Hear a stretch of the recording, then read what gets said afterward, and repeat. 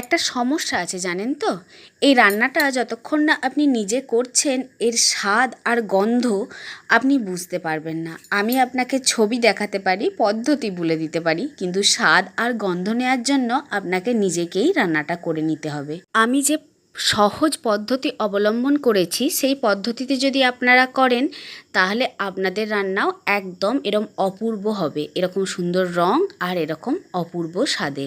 নমস্কার বন্ধুরা, কেমন আছেন সবাই?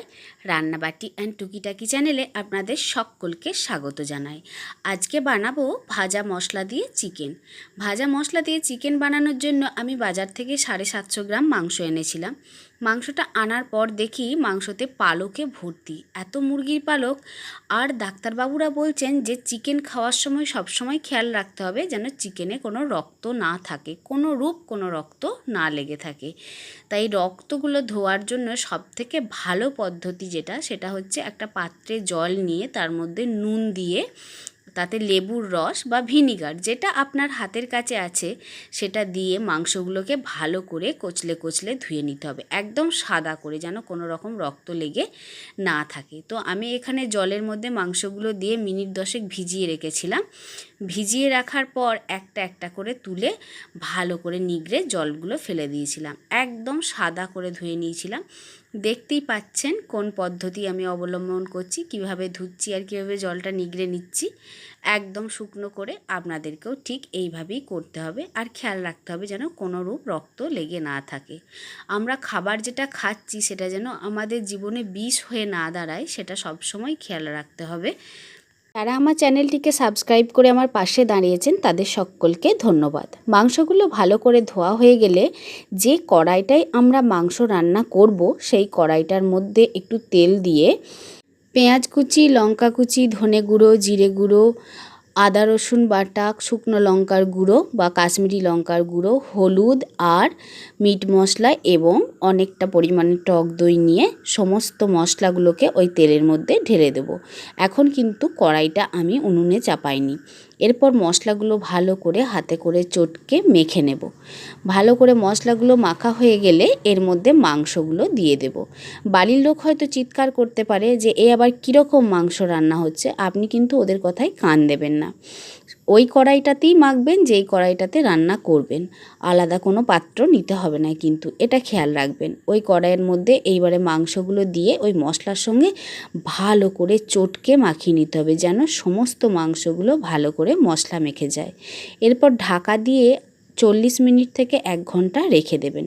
40 মিনিট 1 ঘন্টা পরে ঢাকা খুলে কাউকে কিছু না বলে ডাইরেক্ট কড়াইটা গ্যাসের মধ্যে বা উনুনের মধ্যে বসিয়ে দেবেন, দিয়ে নাড়াচাড়া করতে থাকবেন। একটু নাড়াচাড়া করে নেওয়ার পর একটা ভাজা মশলা আপনাকে বানিয়ে নিতে হবে। ভাজা মশলা বানানোর জন্য আপনাকে নিতে হবে মেথি, মৌরি, জিরে, তেজপাতা, শুকনো লঙ্কা, আর নেব গোটা গরম মশলা, ছোটো এলাচ, বড় এলাচ, লবঙ্গ, দারচিনি আর কয়েকটা গোলমরিচ। এগুলো নিয়ে ভালো করে গ্যাসে হাই ফ্লেমে ভাজবো। যেই দেখব ধোঁয়া উঠতে শুরু করেছে অমনি গ্যাসটা বন্ধ করে দিয়ে তাওয়াটা নামিয়ে একটা মিক্সির বাটিতে নিয়ে ভালো করে মিহি করে গুঁড়ো করে নেব। মিক্সির বাটির ঢাকাটা কিন্তু আমরা খুলে রাখবো না, এটা ঢাকা দিয়ে রাখবো যাতে সুগন্ধটা উড়ে না যায়। এরপর আবার কড়াইয়ে ফিরে যাব। ওখানে গিয়ে মাংসটা আরও একবার নাড়াচাড়া করে এইবার দেব নুন। এতক্ষণ কিন্তু আমি নুন দিইনি। নুন দেওয়ার পর ঢাকা দিয়ে দিয়ে ভালো করে কষিয়ে নেব যতক্ষণ না একদম সুন্দর করে তেল আর মাংস আলাদা হয়ে যাচ্ছে। এদিকে মাংস যখন প্রায় কষা হয়ে গেছে তখন একটা পাত্রে জল গরম করতে দেব। ফুটন্ত জল না দিলে মাংসের কালার কিন্তু নষ্ট হয়ে যায়। জল ফুটিয়ে নেওয়ার পর আমরা মাংসটা আরও একবার নাড়াচাড়া করে নেব। এই দেখুন কতটা তেল আর মাংস আলাদা হয়েছে, দেখছেন তেলটা একদম বাইরে চলে এসছে। এই অবস্থায় ভালো করে আর একবার নাড়াচাড়া করে নিয়ে জলটা ঢেলে দেবো। ফুটন্ত গরম জল দেবেন, কিন্তু কাঁচা বা ঠান্ডা জল দিলে মাংসের কালারটা একদম নষ্ট হয়ে যাবে, এত সুন্দর কালার কিছুতেই আসবে না। এই টিপসটা অবশ্যই ফলো করবেন। এরপর আর একবার নাড়াচাড়া করে নিয়ে ঢাকা দিয়ে সেদ্ধ হতে দেবো। আমাদের বাড়িতে মাংসের সঙ্গে আলু পেঁপে খাওয়ার রেওয়াজ আছে, সেই জন্য আমি আলাদা করে প্রেসার কুকারে আলু আর পেঁপে সিদ্ধ করে রেখেছিলাম, সেটা দিয়ে দেব ঝোলের মধ্যে। দিয়ে আরও একটু নাড়ি চাড়িয়ে নেব, নিয়ে ঢাকা দিয়ে দেবো। মাঝে একবার ঢাকা খুলে নাড়িয়ে নিয়ে দেখে নেবেন নুনটা ঠিক হয়েছে কি না। নুনটা না ঠিক মতো হলে আবার স্বাদ আসবে না। তারপরে সব কিছু হয়ে গেলে গ্যাসের ফ্লেমটাকে বন্ধ করে দেবো। বন্ধ করে দেওয়ার পর কিছুটা কসৌরি মেথি নিয়ে ড্রাই রোস্ট করে সেটা হাতে করে গুঁড়িয়ে ওপর থেকে ছড়িয়ে দেব। আর দেব ভেজে রাখা সেই মশলাটা। এই মশলাটা দেওয়ার পর মাংসের যে সুগন্ধটা, আরে বাপরে, ভাবতে পারবেন না কি দারুণ একটা সুগন্ধ ছাড়ছে। এই সুগন্ধ পেতে গেলে আপনাকে এই রেসিপিটা অবশ্যই ট্রাই করতে হবে। আমি শুধুমাত্র আপনাকে কালারটা দেখাতে পারি, স্ট্রাকচারটা দেখাতে পারি। হ্যাঁ, স্বাদ আর গন্ধ পাওয়ার জন্য অবশ্যই আপনারা বাড়িতে এই মাংসটা রান্না করে দেখুন। একবার করে দেখুন, যদি খারাপ হয় সেটাও আমাকে জানাবেন, যদি ভালো হয় তাহলে অবশ্যই কমেন্টে জানিয়ে যাবেন। আপনারা ভিউ করছেন আমার রান্না, কিন্তু কমেন্ট বা লাইক করছেন না। আমার রান্না দেখে যদি আপনারা রান্না করেন আর আপনাদের খেয়ে ভালো লাগে অবশ্যই জানিয়ে যাবেন, তাতে আমি অনেক বেশি খুশি হব আর আরও নতুন রান্না করার উৎসাহ পাব। আজকের রান্নাটা প্রথমেই আমি আমার বড়মহাশয়কে সার্ভ করেছিলাম। ও তো খেয়ে অবাক, বলছে যে এরকম স্বাদের মাংস আমি কখনো কোথাও খাইনি।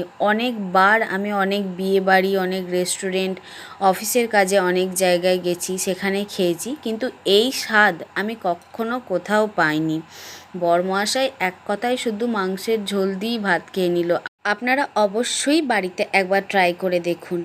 আমার করা রান্না যদি আপনাদের ভালো লাগে তাহলে আমার চ্যানেলটিকে প্লিজ সাবস্ক্রাইব করে আর রান্নাটিতে একটা লাইক দিয়ে আমাকে আরও অনেক উৎসাহ যোগান।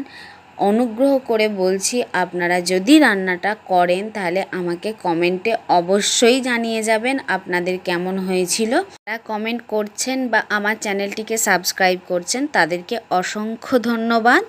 ভালো থাকবেন সবাই। Thank you.